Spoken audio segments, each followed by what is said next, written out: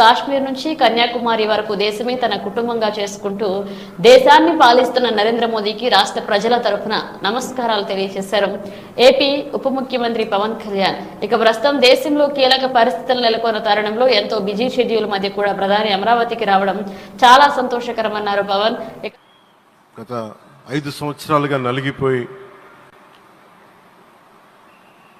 ఇక్కడికి వచ్చి రోడ్ల మీదకి వచ్చి ముళ్ళ కంచెల మధ్యలో కూర్చొని పోలీసు లాఠీ దెబ్బలు తిని కేసులు పెట్టించుకొని ఇంట్లో పెద్దవాళ్ళని కానీ చాలామందిని 2000 పైచులకు రైతులు ప్రాణాలు కోల్పోయి మీరు నలిగి బాధపడి మీ కన్నీళ్లు ఇచ్చేవాళ్ళు ఉన్నారా ఆ రోజునని చాలాసార్లు మహిళా రైతులు నన్ను అడిగారు.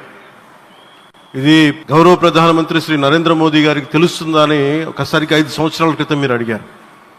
నేను ఆ రోజు ఆయనకి తెలియకుండా ఏది ఉండదు, అమరావతి శాశ్వత రాజధానిగా ఉంటుందని ఆ రోజు మేమందరం కలిపి మాట ఇచ్చాం.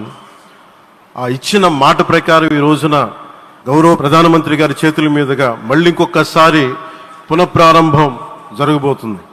ఇది ఆది శంకరాచార్య 1237వ జయంతి సందర్భంగా తిరిగి అమరావతి పునఃప్రారంభం కావటం చాలా ఆనందాన్ని కలగజేస్తుంది. మనందరం 5 కోట్ల మంది ప్రజలకి సంబంధించి ఇది ఒక హబ్, ఇది సెంటర్, నవ్ సెంటర్. ఇది అంటే మనందరికి సంబంధించిన ఇల్లు. ఇది మనందరం ఎవరిని అడుగుతున్నామంటే ఒక ప్రధానమంత్రి గారు పూర్వం సన్యాసాశ్రమంలో ఉన్నప్పుడు ఆయనకి అనికేత్ అనే పేరు పెట్టారు. అనికేత్ అంటే అర్థం పరమశివుడు, ఇల్లు లేనివాడని.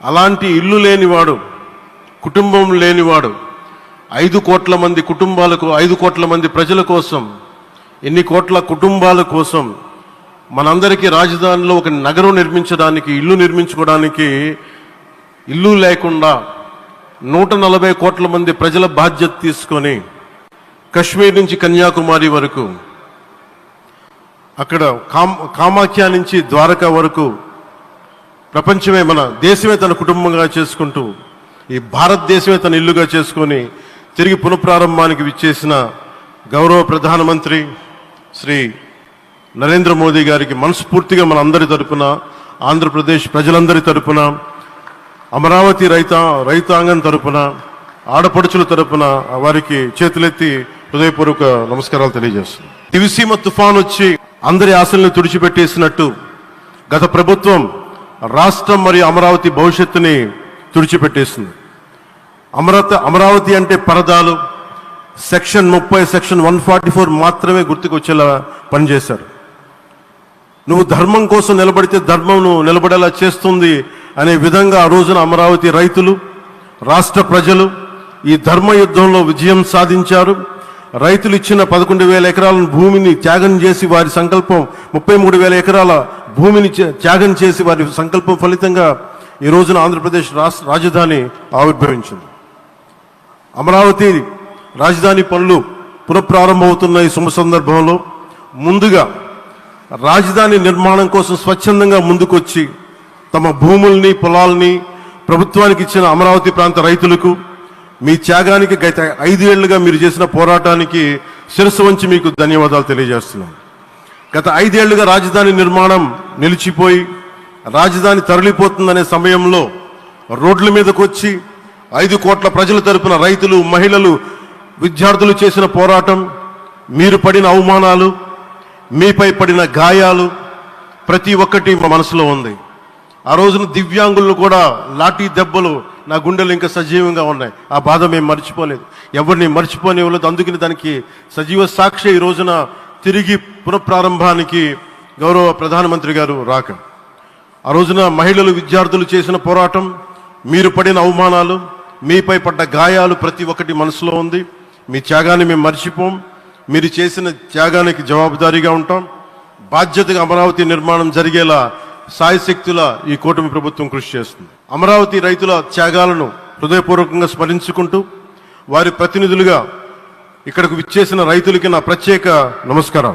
ఈ పోరాటంలో వారికి ప్రతినిధులుగా సన్మానం అందుకుంటున్న మహిళా రైతులు పాత్ర ప్రత్యేకించి అమరావతి మహిళా రైతుల పాత్ర చాలా అభినందనీయం. మీరు ఎంత నలిగారు, మీరు ఎంత రోడ్ల మీదకి వచ్చారు. మగవాళ్ళు ఆపేస్తే ఆడపడుచులు బయటకు వచ్చి తిరిగి పౌరుషం చూపించారు, ఆంధ్ర పౌరుషాన్ని చూపించారు. మీరికి నా ప్రత్యేక అభినందన. వాళ్ళు చూపిన సాహసం, సహనం అందరికీ ప్రేరణగా నిలుస్తాయి.